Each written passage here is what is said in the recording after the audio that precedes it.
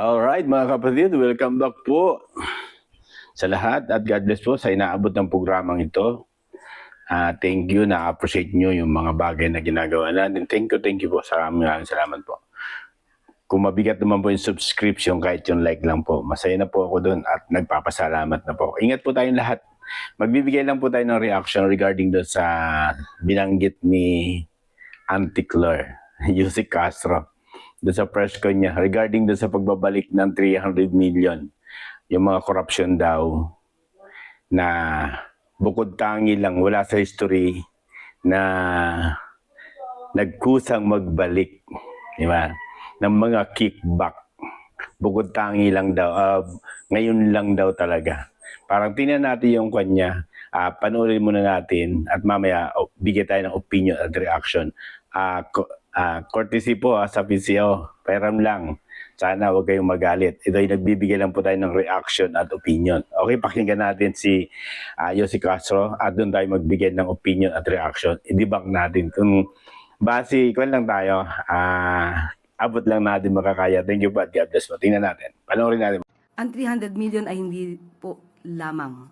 Tandaan po natin na ngayon lamang po nagkaroon ng pagbabalik ng kickbacks mula sa iilang sangkot sa korupsyon. Wala sa history. Kung meron man, ako po ay inyong bigyan ng katugunan dito. Pero sa ngayon, ang pagkakaalam natin, wala sa history ng Pilipinas na ang mga nagkaroon ng kickback ay voluntaryong nagsole ng milyones na kanilang nanakaw. So, maganda po ito at ini-encourage pa po ng gobyernong ito na lahat ng nais na magbalik ng kanilang mga kickbacks, ibalik nyo na po. Mga kapatid, napanood nyo, di ba po, yung sinabi ng ating Yusik Castro sa first briefing niya dyan sa Malacanang. May nagtanong kasi na kuhan, isang reporter sa, di ba, mga mamamahayag dyan sa Malacanang tungkol sa pagbabalik, yung 300 million na nagbalik.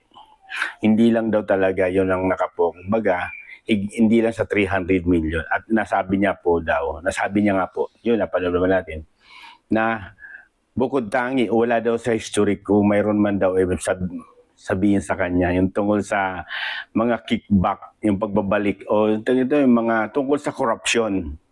Di ba? Basta pinag-uusapan yung corruption. Sa kasaysayan, wala pa raw talaga totally.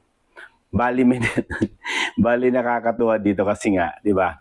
Yung may nag-comment doon sa aking sinabi na naibalik daw kasi meron akong sinabi na meron po tungkol sa kwan, yung sa laban na naibalik yung mga yaman ng mga Marcoses sa pangunguna dati ni late Senator Jovito Salonga sa PCUG, di ba? Lahat ng kwan niya ay karamihan na ibalik sa government, yung nakaw, corruption pa rin yun. Sandali lang mga kapatid, corruption pa rin yun, nakaw ng mga Marcos dito sa ating bayan. Alam naman natin, history naman yan. At nabigyan nga sila ng Guinness Book of Record, di ba?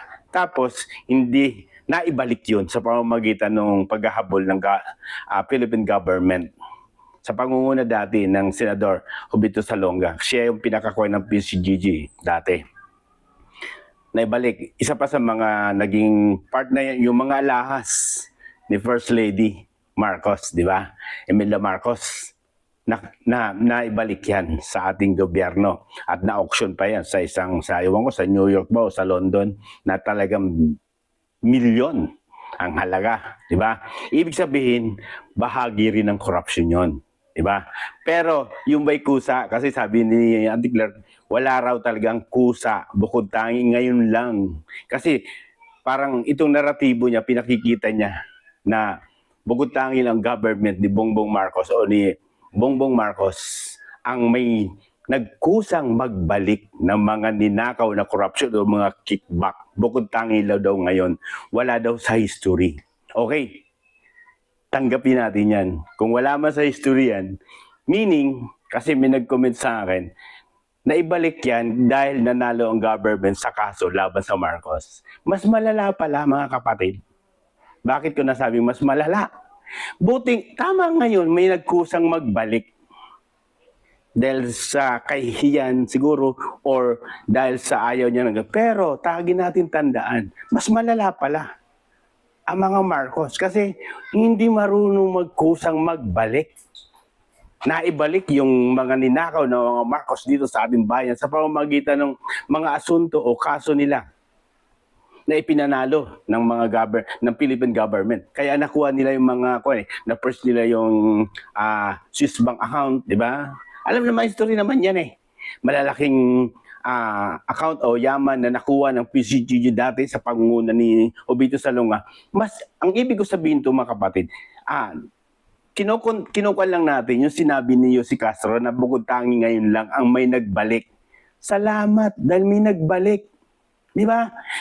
Kasi pinalilitaw niya yung naratibo niya na ganito lang, mas malinis ngayon kasi kusang may nagbabalik. Ay, tandaan mo, Yossi Castro.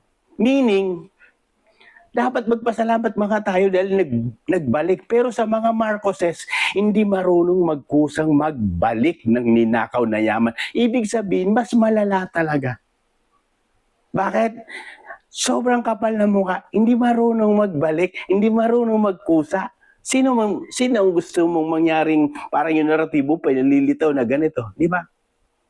Kung ikay sasabihin, saan ka mamimili? O, sige, papipiliin kita. Yung kusa nagbalik o yung hindi marunong magbalik? Sino mas malala?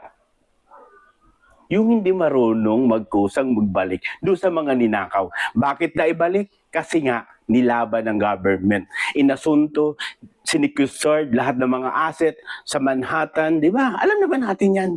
Swiss Bank, di ba? Oh, yung mga account nila dyan, yung building sa Manhattan, di ba? Naibalik, naipanalo ng government. Bakit? Dahil hinabol sila. Meaning, mas malala talaga sila. Bakit? Hindi marunong magbalik. Talagang nananalaytay sa mga dugo nila yung hindi marunong magbalik ng mga ninakaw na yaman. At kaya nga ipanalo ng Philippine government yan. Sa laban sa korte, Swiss deposit sa Swiss Bank, sa Manhattan, yung mga asset dyan, di ba?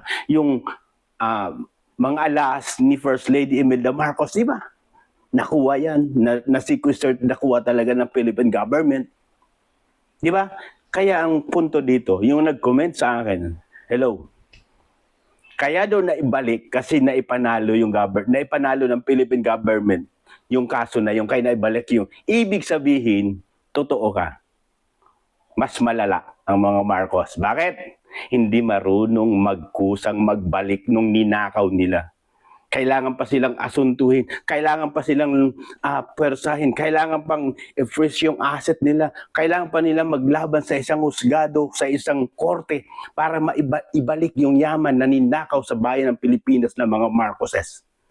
Hindi marunong magkusang magbalik. Ibig sabihin mga kapatid, punto por punto, hindi marunong magkusang magbalik ng ninakaw. Kaya ang tanong ko nga sa kanya mga kapatid, yung nagtanong sa akin, ibig sabihin, talagang magnanakaw yung mga Marcos.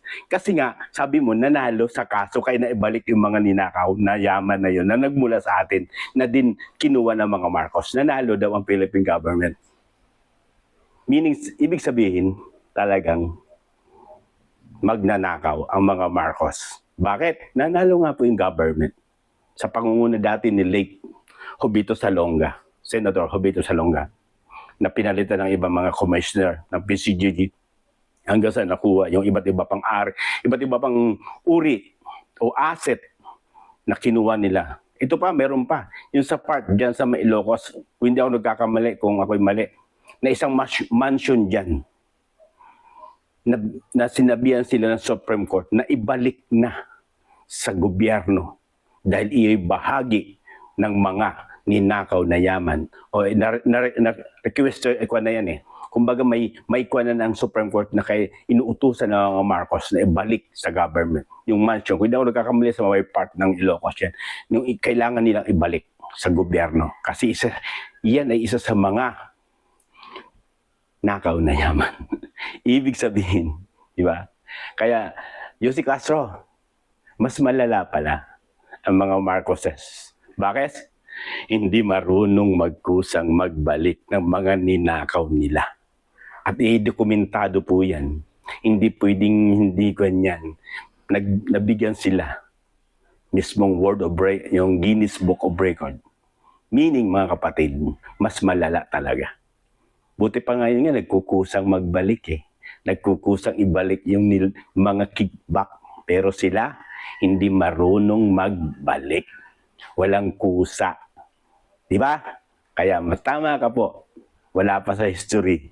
Kung totoo nga po yan, pero hindi natin alam. Mag-comment po kayo dyan. Kung meron ngang naibalik o nagbalik sila ng mga ninakaw nila, yung mga Marcoses. Kung hindi pa sila kinasuhan, hindi pa sila dinimanda, hindi pa makukuha yung mga ninakaw nila. Kaya nga ang punto doon, isa sa mga hindi natin, mas malala sila, hindi sila marunong magbalik. Thank you at God bless po. Ingat po tayong lagi. At thank you, courtesy sa video. PCO, peram lang po Nagbigay lang po ako ng opinion at reaction. Thank you at God bless po tayo. Ingat po tayong lagi.